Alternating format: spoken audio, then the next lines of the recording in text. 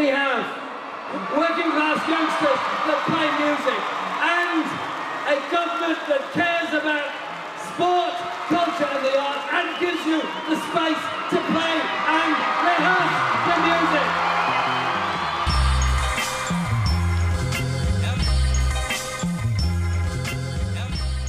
In the recent UK elections, dozens of black music artists supported the most left-wing Labour leader in history, Jeremy Corbyn, and encouraged their young fans to engage in the political process for the first time.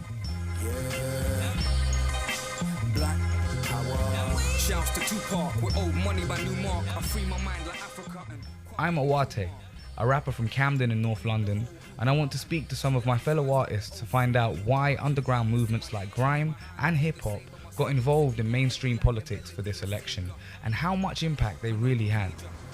Like, we know how influential the music scene is, the urban music scene. Corbyn had the urban music scene on lock.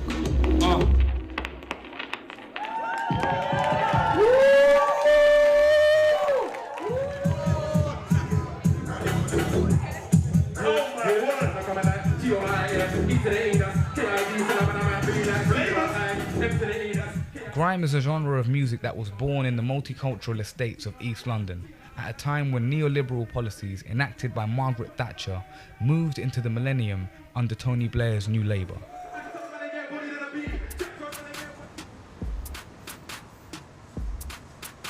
When current Prime Minister Theresa May called a snap election in April 2017, Labour leader Jeremy Corbyn received a wave of endorsements from some of Grime's biggest stars. This led to well-respected recording artist and producer JME sitting down with Corbyn for a wide-ranging interview, covering topics from housing and healthcare to poverty and disillusionment with politics. I headed to Jeremy Corbyn's constituency in North London to meet two rappers that host a hip-hop based online radio show. Nova Flip and Big Ben have grown up with Corbyn as their local MP and had both been involved in politics before the election campaign.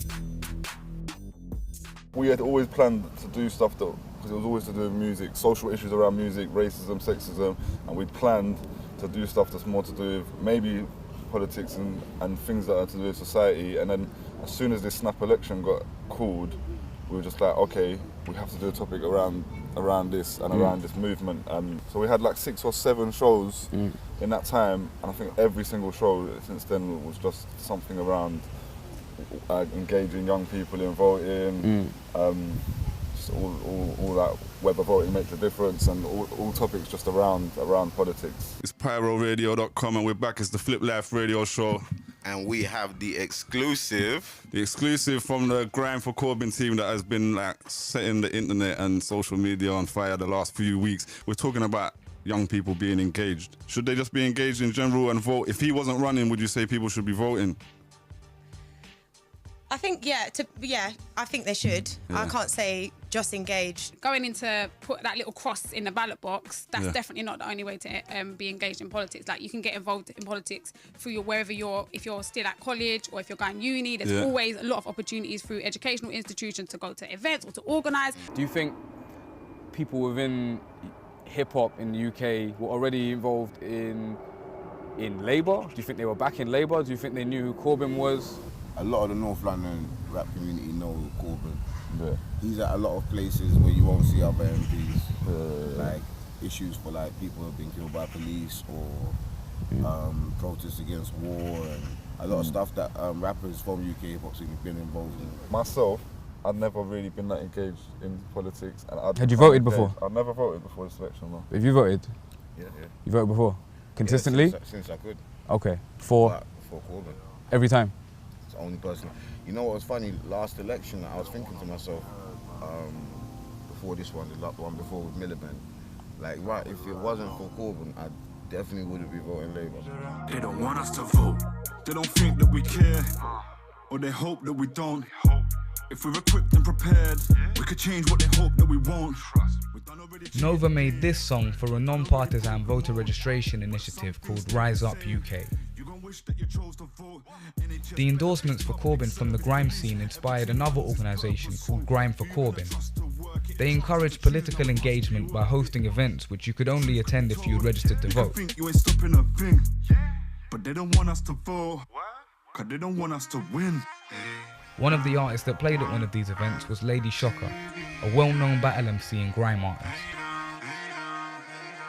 Don't watch me, I ain't got time, mate, you watch screen. Fuck your skibbity flows, fam, you lost me. I'm bringing the flows and you're not me. I do it properly, I got bars and flows. Next one you ain't master, bro. My lyrical strap goes kickly clap, you better step the fuck back when I bark up, bro. I'm an arsehole, yo.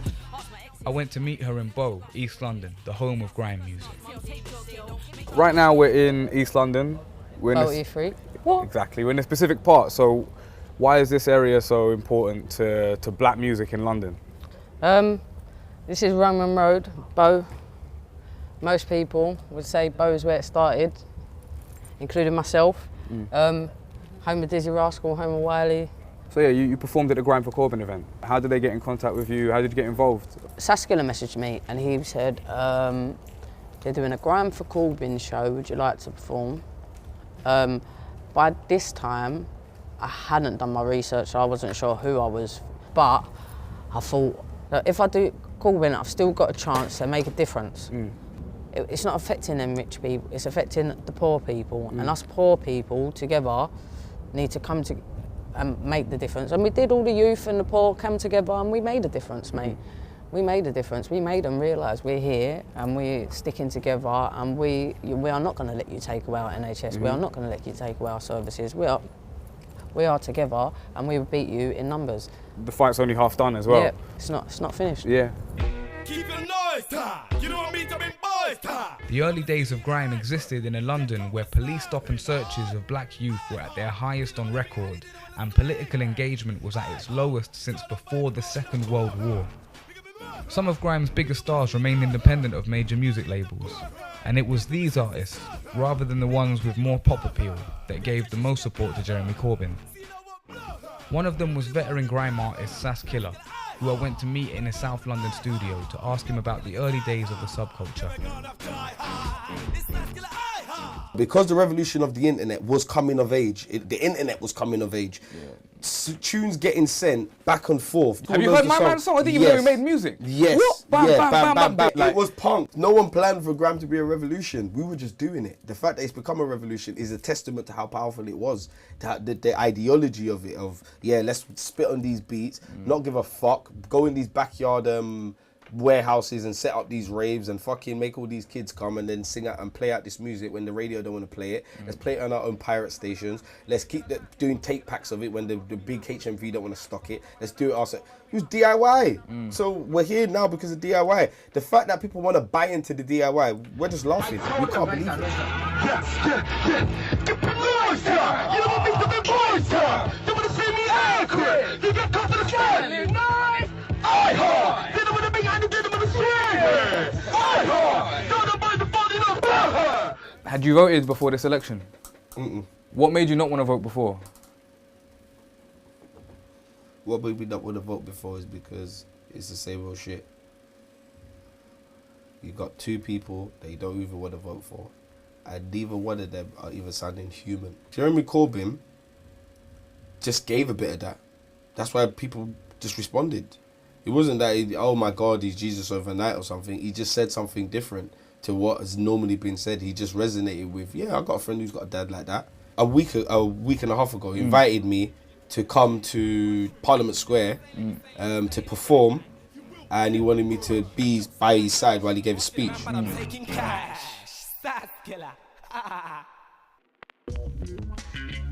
Logic is a prominent rapper from the UK hip-hop scene. We headlined a gig hosted by the Campaign Against the Arms Trade shortly after the election. Existing before and then parallel to grime is UK hip-hop, which has always been more overtly political and is the scene I came up in. Unlike grime, which has greater commercial and club appeal, hip-hop in the UK remains almost entirely independent, which allows artists to explore topics like imperialist wars, police violence, and racism. My aim with my music is to create positive change through my music. So my music is however people want to label it, but it's always got a positive energy, a positive vibration. We've spoken to a few grime artists in the UK hip-hop scene, and there seems to be a perception of a difference between the two genres. Maybe from when they first began, hip hop has been seen as the more political genre in the UK. I wouldn't really put too much of a line between them because fundamentally the essence is the same. A man with a microphone, you're an MC, you're a mic controller, you're a master of ceremony, so their job is the same. Hip hop, it's a slower tempo, so you're able to speak more, you're able to express yourself and put more emotion into your words, so to speak. Yeah, listen, I said the people trying to keep out the immigrants are immigrants. Yeah, I've got issues, fam, I'm not feeling it. People say the immigrants are taking all the jobs, when they're mostly taking all the jobs that nobody wants. Then they say that, well, yeah, they're claiming all the benefits, when benefits are made for the people who need benefits. Think about it. Furthermore, think about this, without the poor people, yeah, we wouldn't have the rich. I was born here, but I'm not British. I don't eat pie, I'm mashed with that green liquor, and I am not a nigger. I'm bigger than the stereotypes. In this election, what we saw was a lot of grime acts coming on board with the election. A lot of them specifically were telling people to support Corbyn. I know a lot of people that know him. I know him just from being around the area or from protests.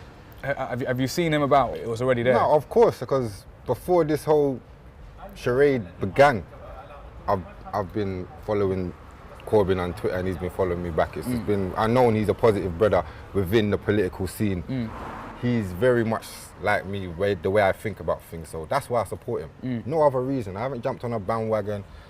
That's not my thing at all, and that's what these grime boys have done. They've jumped on a bandwagon without even knowing who they're supporting. For me, I don't think they were on a bandwagon thing. It was a lot easier for them to go, you know what, they all hate him. The people who hate him are people who hate me anyway, so obviously this is my guy. The majority of these grime youths, I'm not going to start throwing around names, but you were all supporting Corbyn. Beautiful, it was a beautiful thing to see. Lots of young people supporting a positive man within the political scene. But the sad thing is that it's not the Corbyn part, it's the Labour part. Logic's suspicions of the Labour Party are something I agree with, and would go further to say that it has actively hurt poor people and black and brown people around the world. These are things that Corbyn has mostly aimed to remedy with a less vicious foreign policy, anti-austerity socialist programmes and democratising the structures of the party. But along with that, he has had to call for an increase in police and somewhat placate the racist opinions of anti-immigration press. Most people wouldn't call grime political. The first album by a grime artist, Dizzy Rascal's Mercury Award-winning Boy in the Corner, was released in 2003, the same year the Iraq War began, and featured the lyric, "I'm a problem for Anthony Blair." The fact that grime had to fight to survive, with the police shutting down shows and the racist press obsessing around any negative story they could find, shows how it was forged in the politics of other people's decisions. To make music with nothing, when it is not encouraged and violently suppressed, is revolutionary. But I think that whole time he's right, it was political. Yeah, I think it's even when the man's talking about going to a party. The party stuff needs to be there as well. Like through all the revolutions that have been happening, like a lot of history, there's been this party element of bringing people together. Don't forget to have a party in the middle of it.